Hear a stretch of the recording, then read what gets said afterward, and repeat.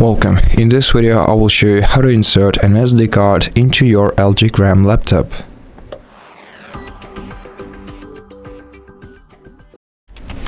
To do that, you have to grab your micro SD card like this,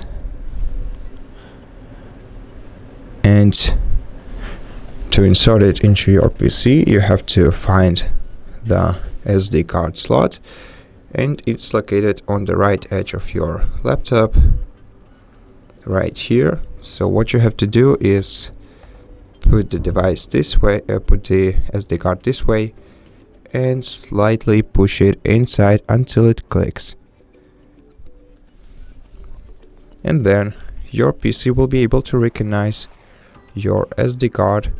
You can click the notification in the bottom right corner of the screen and click open folder to view files, and this way you will see the files stored on your SD card.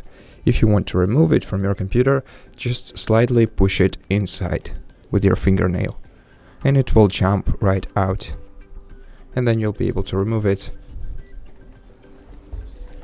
And that's it. Thank you for watching this video. If you liked it, please consider subscribing to our channel, leave us a like and a comment below, and I'll see you in the next one.